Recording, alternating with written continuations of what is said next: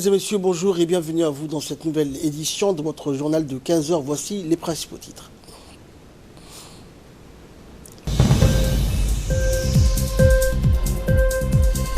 Réunion donc tripartite hier entre le ministère des Biens WARF, du budget et de l'énergie pour rationaliser la consommation de l'électricité et de l'eau dans les mosquées. Et au Brésil, au moins 52 détenus tués dans une prison au nord de ce pays. Merci à vous de nous rejoindre. Une réunion tripartite a eu lieu hier dans la salle de réunion du ministère de l'économie et des finances. Cette réunion a réuni donc sur la même table 3 départements ministériels, à savoir le ministère des Biens WARF, le ministère du budget et le ministère de l'énergie. À l'ordre du jour, comment rationaliser et normer nos mosquées dans leur consommation énergétique et en eau. Les 3 ministres réunis donc se sont concertés à mettre en place une commission mixte tripartite composée notamment des cadres de leur ministère pour mener à bien cette mission.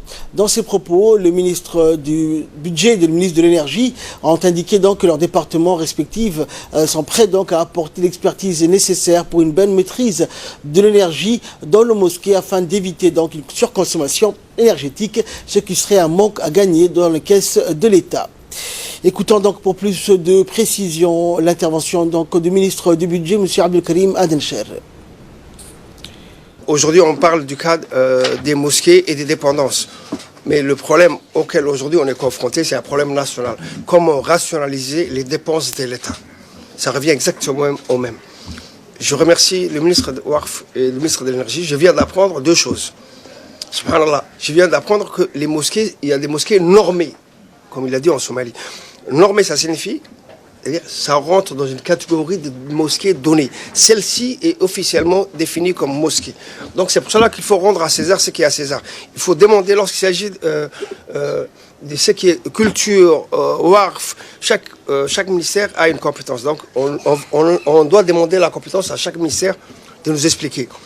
Il faut revenir au forme initial, c'est-à-dire lister les mosquées normées, considérer ces mosquées comme quoi on doit prendre en charge ces mosquées, mais pas ce qui dépend de ces mosquées, pas des maisons qui sont collées, pas servir l'eau à la maison qui est collée, parce que c'est un pauvre.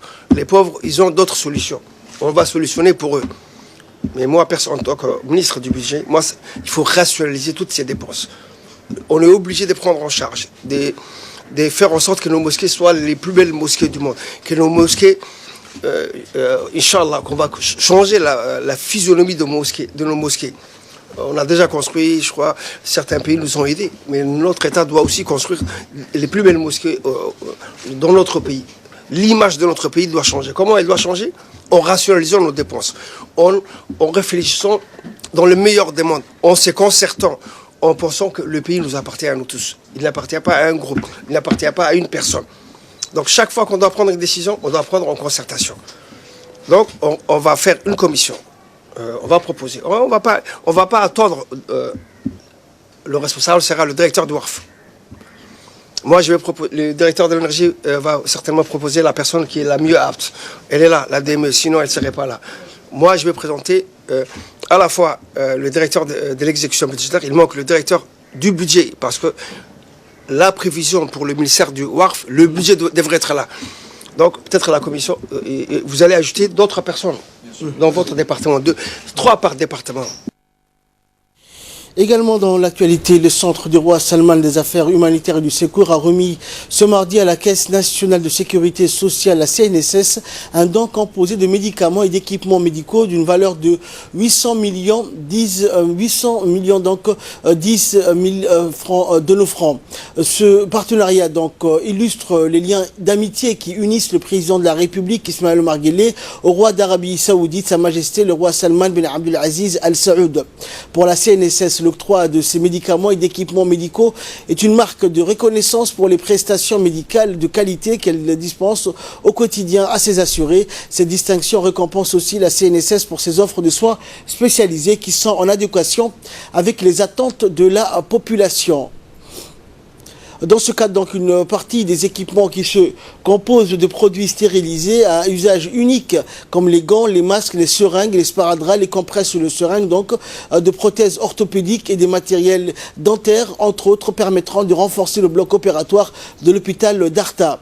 Ainsi, le complexe hospitalier d'Arta sera en mesure de proposer des nouvelles spécialités chirurgicales, notamment en orthopédie et en odontologie concernant les soins dentaires.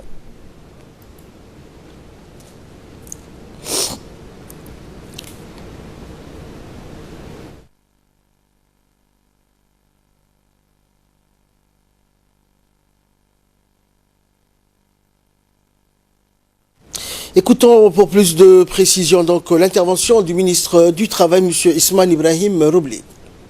La réception de ce don par la Caisse nationale de sécurité s'inscrit dans l'appui constant et multiforme du Royaume d'Arabie Saoudite à la République de Djibouti. Cette relation privilégiée témoigne de la solidarité fraternelle arabe et musulmane qui lie les deux pays depuis très longtemps, ainsi que de la solidité des liens diplomatiques entretenus au plus haut niveau et élevés au rang stratégique. La relation fraternelle et constante que nos deux pays entretiennent sur le plan économique, diplomatique et politique s'est davantage consolidée grâce à la sagesse et à la vision éclairée du président de la République, M. Ismaël Omar Guelleh, et de Sa Majesté le roi Salman ibn Abdelaziz. Mesdames et messieurs, la solidarité aujourd'hui exprimée est un acte résolument tourné vers la mobilisation des forces et des énergies autour d'un idéal fondé sur le bien-être des populations. Ainsi, réitéré par ma voix, la Caisse nationale de sécurité qui reçoit pour la première fois un don d'une telle importance remercie Son Altesse le roi Salman pour sa générosité et sa bonté.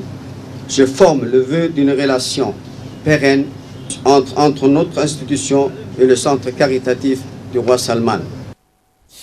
Le secrétaire d'État à la jeunesse et au sport, Hassan Mohamed Kamel, a reçu ce matin dans son cabinet Mme Fardoussa Moussa Higué, élue vice-présidente de l'association des comités nationaux olympiques africains, l'ACNOA, accompagnée donc de la présidente du comité national olympique et sportif djiboutien, Aïcha Ali Garad, et du secrétaire général du comité, donc Faisal Abdurrahman. Après les salutations de bienvenue, le secrétaire d'État, entouré de ses proches collaborateurs, Abdoulaye Hassan Aré, et le directeur du sport, s'est déclaré réjoui donc de l'élection de la jeune djiboutienne parmi les membres au sommet de cette association et d'importance capitale dans les perspectives de donner donc une nouvelle impulsion à l'essor du sport national olympique. Par ailleurs, le ministre s'est félicité dans la foulée de l'ascension des djiboutiennes dans les instances internationales, puisque, a-t-il dit, nous avons déjà une djiboutienne dans le comité international olympique, Aïcha Ali Garad, et Fardoussa Moussa Higué est choisie comme 4e vice-présidente de l'ACNOA.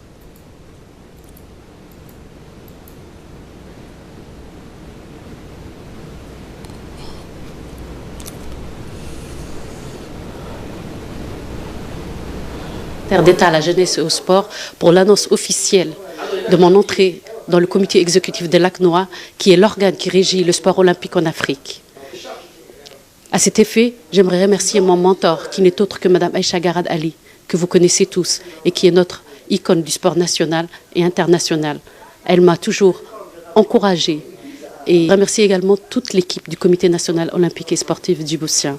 Je remercie le secrétaire d'État à la jeunesse et au sport, son Excellence, M. Hassan Mohamed Kamel, qui m'a soutenu et épaulé également. Je rappelle avec émotion que le président de la République, son Excellence, M. Ismaël Omar Guelleh, lors de l'Assemblée générale qui avait lieu en mai 2017, m'avait soutenu publiquement. C'est avec plaisir que je vous dis aujourd'hui, mission accomplie, Excellence. Vous avez une deuxième femme aux instances internationales grâce à votre politique avant-gardiste.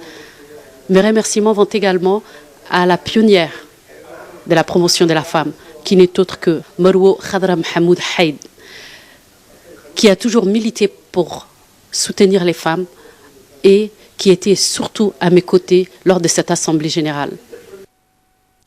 Et dans le dossier de cette édition, depuis cet été, un jeune entrepreneur a lancé des activités de l'unité de production de glace dans la région de l'Unité au grand profit des Okarois. Notre équipe donc de la RTD avait visité récemment cette unité de production de glace qui soulage énormément la population de la ville de l'Unité. Bientôt, les activités seront élargies à toutes les localités de la région de Dukil. Regardez, c'est un magazine de la rédaction.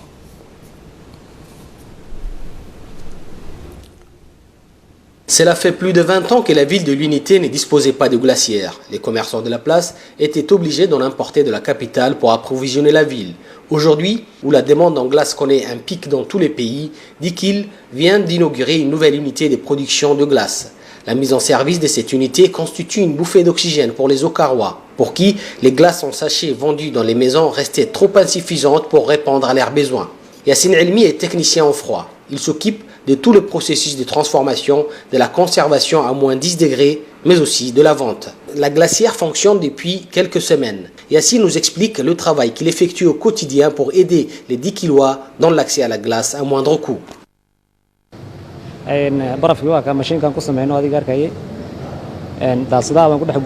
Voilà notre machine de production de glace. Nous remplissons ce boîte avec de l'eau. Ensuite, nous le laissons quelques heures dans ce liquide qui solidifie l'eau. Toute la journée, matin comme soir. Je la vends ici, mais je livre aussi, en gros, au centre-ville. Chaque jour, nous en produisons 50 bars.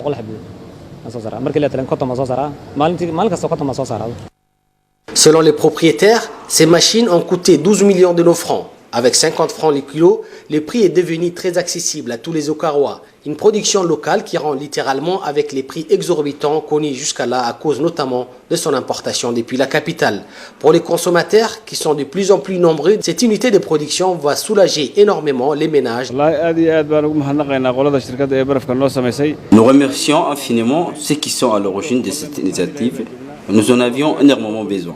Dans toute la région, c'est le seul endroit où on produit de la glace et on en trouve en abondance. C'est très important pour nous. La glace en sachet que nous achetions à 10 francs ne nous suffisait pas du tout. Ici, le kilo est à 50 francs. C'est un bon prix. Actuellement, cette usine produit un peu plus de 50 barres de glace, ce qui est largement suffisant pour les chefs-lieux. Très prochainement, la glacière des Dikil compte augmenter sa production afin d'approvisionner toutes les localités de la région de l'Unité. Et de là, nous passons à ce qui fait la une de l'actualité internationale. Donc, rencontre entre les ex-présidents ivoiriens Gbagbo et Bédié à Bruxelles. La première rencontre depuis donc 10 ans, lundi donc à Bruxelles entre deux anciens ennemis. Les ex-présidents ivoiriens Henri Konan Bédié et Laurent Gbagbo annoncent sans doute la création d'un front contre le camp de l'actuel président Alassane Ouattara pour la présidentielle de 2020. Bédié, 85 ans, et Gbagbo, 74 ans, qui attend en Belgique une décision de la Cour pénale internationale, se sont rencontrés pour la première fois depuis 2010 et la crise post-électorale qui avait fait plus de 3000 morts après le refus de Gbagbo d'admettre sa défaite face à Ouattara. Lors de cet entretien, Henri Konan Bédié s'est particulièrement réjoui de l'acquittement du président Laurent Gbagbo qui lui a vivement souhaité un retour rapide en Côte d'Ivoire, selon un communiqué commun signé de leurs deux partis. Acquitté par la Cour pénale internationale, Laurent Gbagbo, qui était poursuivi pour crime contre l'humanité, est actuellement en liberté conditionnelle à Bruxelles en attendant un éventuel procès en appel. Direction le Brésil, à présent, au moins 52 détenus tués dans une prison au nord de ce pays. Et donc, c'est lors d'un affrontement dans une prison au nord du Brésil. Et d'après les autorités locales, 16 prisonniers ont été retrouvés décapités. La mutinerie qui a débuté donc au centre de redressement régional d'Altamira, dans l'est du Pará, au cœur de la forêt amazonienne, s'est terminée en fin de matinée.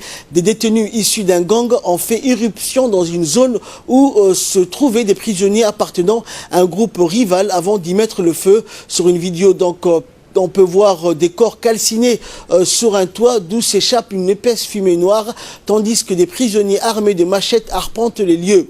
En septembre, 7 prisonniers avaient trouvé la mort lors d'une mutinerie dans cette même prison d'Altamira à la suite d'une tentative d'évasion. Et enfin, en République démocratique du Congo, patiné pour lutter contre le virus Ebola. Après que la maladie ait fait plusieurs victimes parmi ses amis et les membres de sa famille, Joël Kavuya s'est donné pour objectif de lutter contre le virus Ebola. À 21 ans, le natif de Beni, ville située à l'est de la RDC, a compris l'impact de la sensibilisation sur les populations. Il s'est engagé à aider les jeunes également touchés par la crise grâce au patinage. Il espère encadrer les enfants et leur donner autre chose que du riz et de la farine en se référant à l'aide qui afflue dans la province depuis l'épidémie. Le virus Ebola a coûté la vie à plus de 1600 personnes en République démocratique du Congo depuis août 2018. C'est la 10e épidémie connue par la RDC depuis sa découverte en 1976 au nord du pays. Elle est également la 2e plus grave épidémie de l'histoire de l'humanité, après celle qui a fait plus de 11 000 morts en Sierra Leone, en Guinée et au Libéria entre 2013 et 2016. C'est tout pour ce journal. Merci de l'avoir suivi. Excellent suite de programme sur Télé Djibouti.